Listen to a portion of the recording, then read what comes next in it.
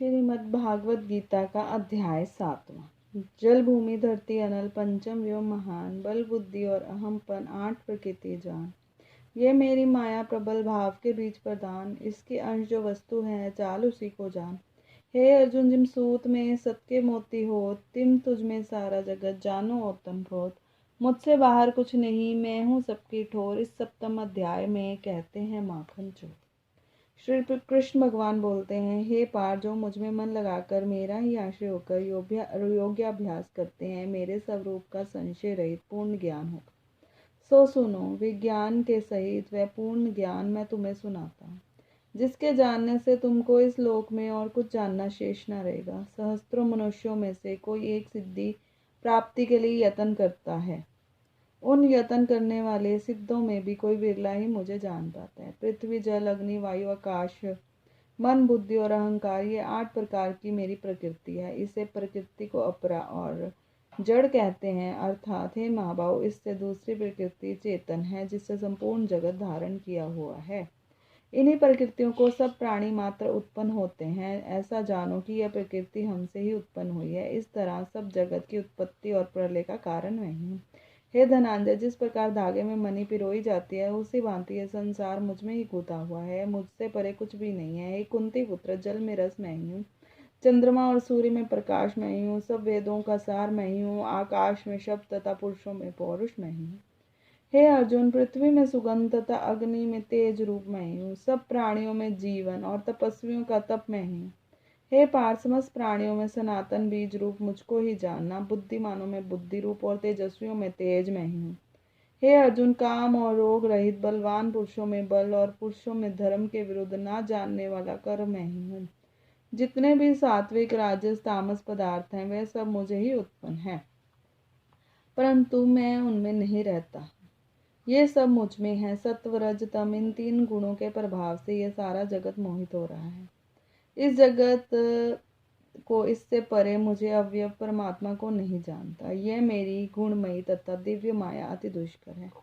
जो मुझको अन्य भाव से भजते हैं, वे माया को पार कर जाते हैं। भरत श्रेष्ठ अर्जुन, 4 प्रकार के जीव मुझको भजते हैं: दुखिया, जिज्ञासु, ऐश्वर्य की कामना करने वाले और ज्ञानी। जिनमें मुझे सदा एकाग्रचित्त और केवल मेरी भक्ति करने वाले ज्ञानी पुरुष ही श्रेष्ठ लगते हैं, क्योंकि मैं ज्ञानियों को अत्यंत प्रिय हूँ और वह मुझको प्रिय हैं। यद्यपि ये सारे भक्त श्रेष्ठ हैं, तथापि ज्ञानी तो मेरी आत्मा है, क्योंकि वे मुझको मन लगाकर मुझ में ही सर्वगति मानकर मेरी ही आश्रय ग्रहण करते हैं। वे ज्ञानी अनेक जन्मों के बाद मुझे पा लेते हैं। ऐसे महात्मा अति दुर्लभ हैं, जो सब जगत को वासुदेव में समझे। हे अर्जुन, जो भक्त श्रद्धा पूर्वक जिस जिस देवता का पूजन करना चाहते हैं, उन पुरुषों को मैं श्रद्धा को दृढ़ कर देता हूँ। यह श्रद्धा से युक्त होकर उस देवता की आराधना करते हैं, फिर उनको मेरे ही रचे हुए कर्म फल प्राप्त होते हैं, परंतु उन अल्प बुद्धि वालों का फल नाशवान है। देवताओं की आराधना करने वाले देवताओं को मिलते हैं, और मेरे अव्यव अच्युत्यम स्वरूप को ना जानकर मंद बुद्धि लोग मुझे अव्यक्त को व्यक्त मानते हैं। मैं योग माया से आच्छादित होने के कारण सबको नहीं दिखता। उसी से मूढ़ लोग अनादि तथा विनाशी मुझको नहीं जानते। हे अर्जुन, मैं भूत, भविष्य और वर्तमान के सभी प्राणियों को जानता हूँ, पर मुझे कोई भी नहीं जानता। हे भरत, हे परंतप, इच्छा और द्वेष से उत्पन्न होने वाले सुख दुख आदि द्वंद्वों के मोह से जगत के सब प्राणी भ्रम में फंस जाते हैं। जिन पुण्यात्माओं के पाप नष्ट हो गए हैं, वह पुरुष द्वंद्व मोह से छूटकर दृढ़ निश्चय करके मेरी भक्ति करते हैं। जो आश्रय लेकर जीवन मरण से दूर करने के अर्थ प्रयत्न करते हैं, वे पुरुष ब्रह्म, आत्मज्ञान और संपूर्ण कर्म को जानते हैं। जो आदि भूत, आदि देव और आदि यज्ञ, इन सब में व्याप्त मुझे को जानते हैं, वे पुरुष मरण काल में भी मुझको ही मिलते हैं।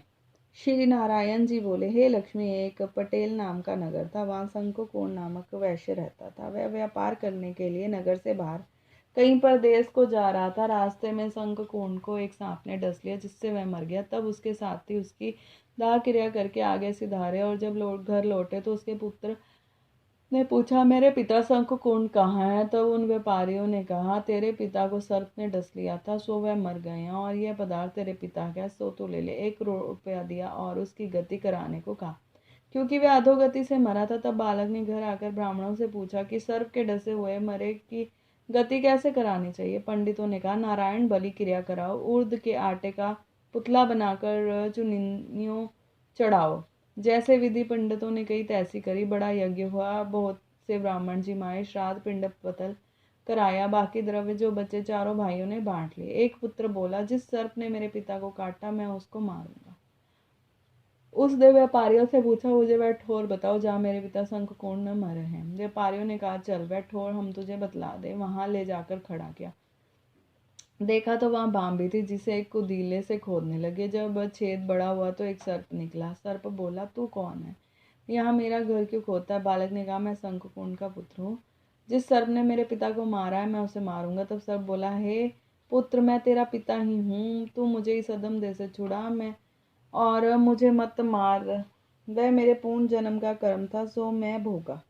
तब पुत्र ने कहा, हे पिता, कोई यतन बताओ जिससे तुम्हारा उद्धार हो। सर्प ने कहा, हे पुत्र, किसी गीता पाठी ब्राह्मण को घर भोजन कराओ और उसकी सेवा करो, तो उसके आशीर्वाद से ही मेरा कल्याण होगा। तब उस बालक ने अपने घर और नगर से जितने भी गीता के पाठ करने वाले थे सबको बुलाकर श्री गीता जी के 7वें अध्याय का पाठ कराया और उनको भोजन करवाया।